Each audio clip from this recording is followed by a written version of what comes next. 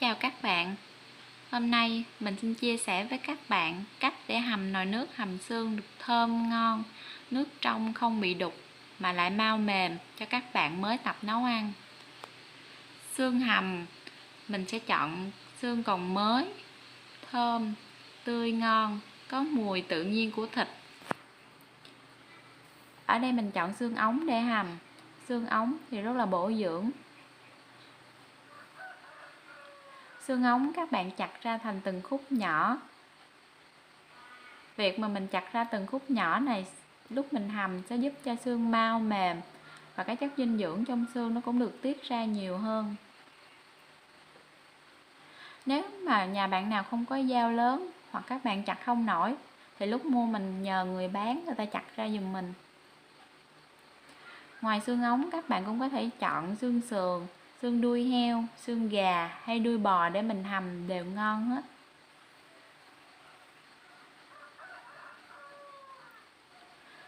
Ở đây mình còn sử dụng thêm muối hột, giấm và hành tím.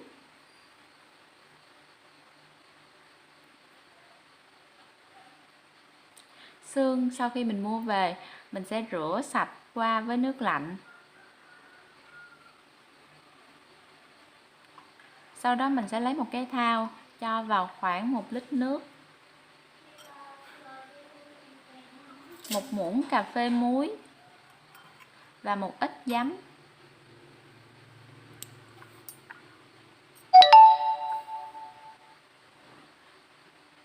Việc mà mình ngâm xương với nước muối giấm này sẽ giúp cho xương không bị hôi và loại bỏ những cái cặn bẩn trên xương. Sau đó mình sẽ cho hết xương vào trong cái thau nước này để mình ngâm. Mình ngâm khoảng 15 phút nha các bạn. Mình trộn đều cho xương nó được ngập hết trong nước. Khi các bạn ngâm các bạn thấy nè, cái phần máu trong xương nó tiết ra và những cặn bẩn trên xương nó cũng rơi ra.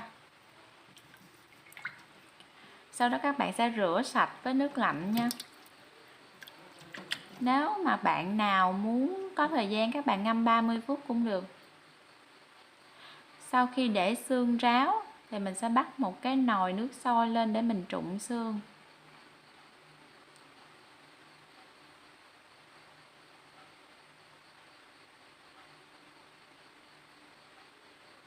Các bạn sẽ cho lần lượt hết phần xương của mình vào cái nồi nước sôi này.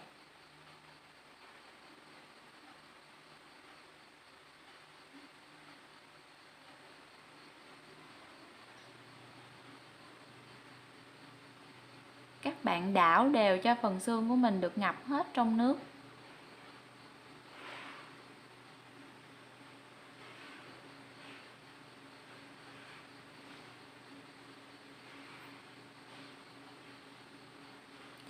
Cái việc mà mình trụng xương này nè, một hồi khi mình hầm cái nồi nước dùng của mình nó sẽ trong không bị đục.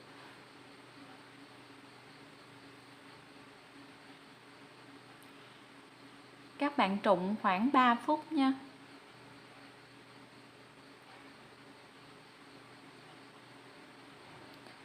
Lúc này các bạn thấy cái nồi nước trụng của mình nè, nó bắt đầu bung ra những cái lợn cợn trong xương.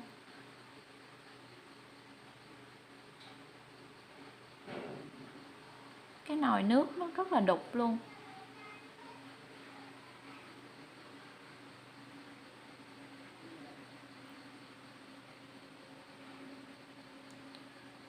Mình trụng như vậy thì một hồi á, khi mà mình hầm xương á, cái nồi nước của mình nó rất là thơm ngon, nó không bị hôi mùi thịt.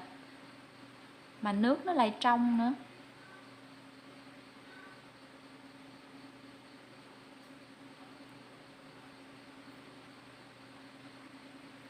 Các bạn đảo đều, mình chờ khoảng 3 phút nha.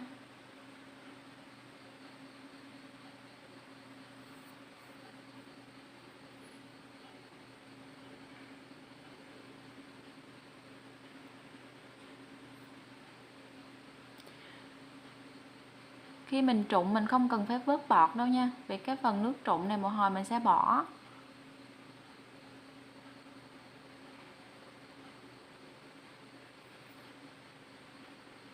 bạn thấy nè, cái phần bọt nó được tiết ra rất là nhiều. Sau khi mình trụng xong khoảng 3 phút thì mình sẽ đổ xương ra ngoài cái rổ. Mình sẽ rửa lại với nước lạnh một lần nữa.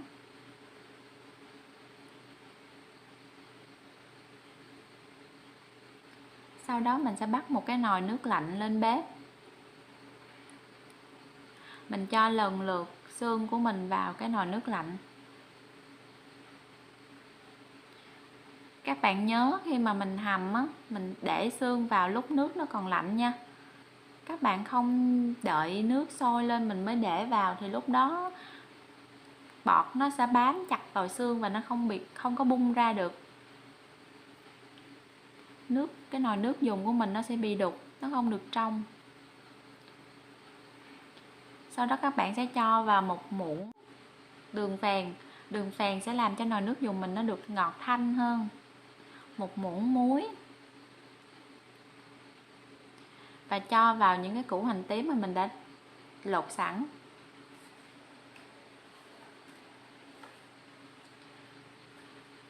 Lúc nãy khi mà các bạn mới vừa bắt cái nồi nước lên, các bạn nhớ là mở lửa cho thật là to để cho cái nồi nước mình nó sôi bùng lên và bọt nó được bung ra hết. Mình nhớ là mình vớt bọt liên tục, vớt cho sạch bọt thì cái nồi nước dùng của mình nó mới được trong. Sau khi vớt xong bọt thì mình sẽ hạ lửa cho thiệt là nhỏ. Nhìn nước dùng của mình nè, nó rất là trong.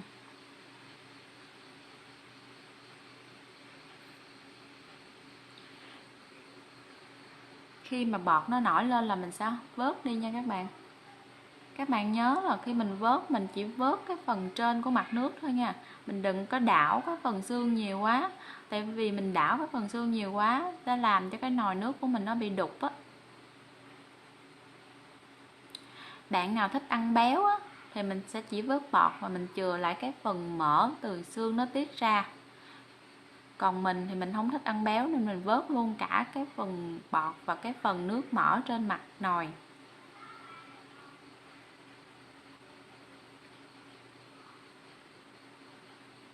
Phần hành tím mà mình bỏ vào lúc nãy sẽ giúp cho cái nồi nước dùng mình nó được thơm hơn.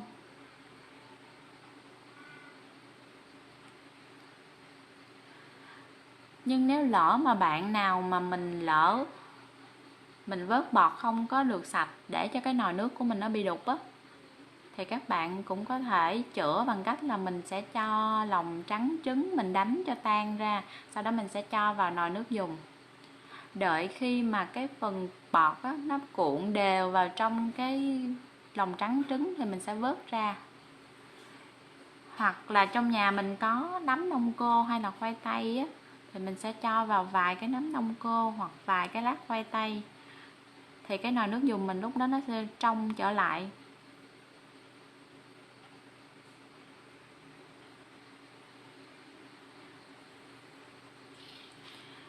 Khi mình hầm xương thì mình hầm khoảng từ 1 tiếng đến 2 tiếng là cái nồi nước hầm xương của mình nó sẽ mềm nhừ.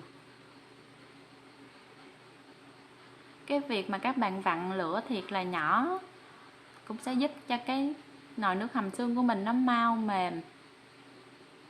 Nó đỡ tốn cái phần nhiên liệu khi mà mình hầm đó, nó đỡ tốn ga hoặc là đỡ tốn điện hơn.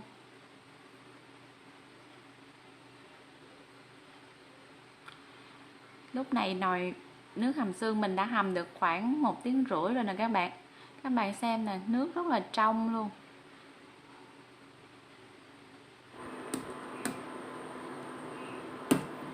Nồi nước hầm xương của mình rất là thơm, thịt bung mềm. Nước thì rất là trong.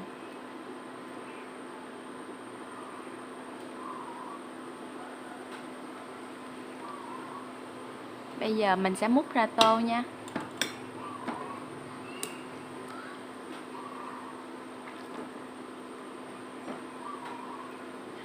Nước hầm xương này các bạn để nấu nuôi, nấu phở hay là nấu canh đều rất là ngon.